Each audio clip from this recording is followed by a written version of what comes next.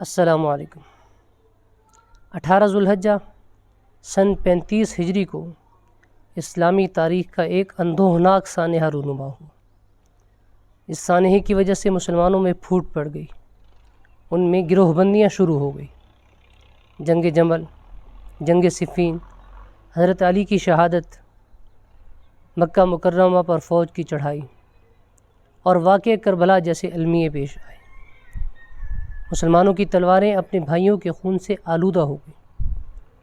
وہ مسلمان جو اخوت و مساوات اور عدل و انصاف کی عظیم مثالیں پیش کر کے کیسر و کسریٰ جیسی بڑی ریاستوں کو سرنگو کرنے والے تھے، وہ مسلمان کہ جن کی جان، مال، عزت، آبرو سب اسلام کے لیے تھی، اب ان میں فرقہ بندیاں شروع ہو گئیں جو آج تک ختم نہ ہو سکی۔ اسی دن 18 ذوالحج کو نبی آخر الزماں کے شہر مقدس مدینہ منورہ میں رسول اللہ صلی اللہ علیہ وسلم کے دوہرے داماد حضرت عثمان غنی رضی اللہ عنہ کو شہید کیا گیا۔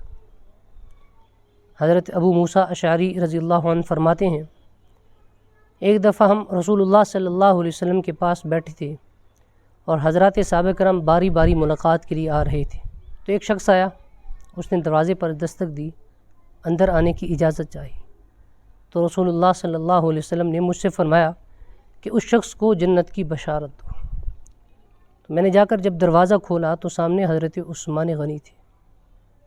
میں نے حضرت عثمان غنی کو رسول اللہ صلی اللہ علیہ وسلم کا فرمان سنا دیا۔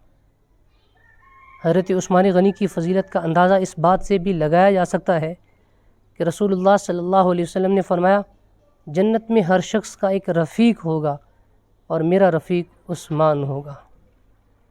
حضرت عائشہ صدیقہ رضی اللہ عنہا فرماتی ہیں، ایک دفعہ رسول اللہ صلی اللہ علیہ وسلم گھر میں لیٹے ہوئے تھے اور پنڈیوں سے کپڑا ہٹا ہوا تھا، تو حضرت ابوبکر صدیق اور حضرت عمر رضی اللہ عنہما ملاقات کے لیے تشریف لائے۔ آپ علیہ السلام نے اسی حالت میں ان حضرات سے گفتگو کی، پھر دروازے پر دستک ہوئی اور حضرت عثمان نے ملاقات کے لیے اندر آنے کی اجازت چاہی، تو رسول اللہ صلی اللہ علیہ وسلم اٹھ کر بیٹھ گئے اور پنڈلیوں پر کپڑا ڈال دیا، کپڑے کو ٹھیک کر دیا۔ جب وہ حضرات ملاقات کر کے چلے گئے تو میں نے رسول اللہ صلی اللہ علیہ وسلم سے دریافت کیا کہ یا رسول اللہ، اس امتیاز کی کیا وجہ ہے، یہ فرق آپ نے کیوں کیا ہے؟ تو رسول اللہ صلی اللہ علیہ وسلم نے فرمایا کہ جس سے اللہ کے فرشتے حیا کرتے ہیں، کیا میں اس سے حیا نہ کروں؟ 18 ذوالحج سن 35 ہجری کو 40 دن محاصرے کے بعد حضرت عثمان غنی رضی اللہ عنہ کو 40 دن پیاس کے بعد شہید کیا گیا۔ وہ عثمان کہ جن کے خریدے گئے کنویں سے پورا مدینہ سیراب ہوتا رہا، وہ 40 دن پیاس کے بعد شہید کر دیے گئے۔ اور جب حضرت عثمان غنی کو شہید کیا گیا، اس وقت وہ قرآن مجید کی تلاوت کر رہے تھے، اور جب ان کا خون کا پہلا قطرہ گرا تو وہ قرآن مجید کی آیت تھی فَسَيَكْفِيكَهُمُ اللَّهُ۔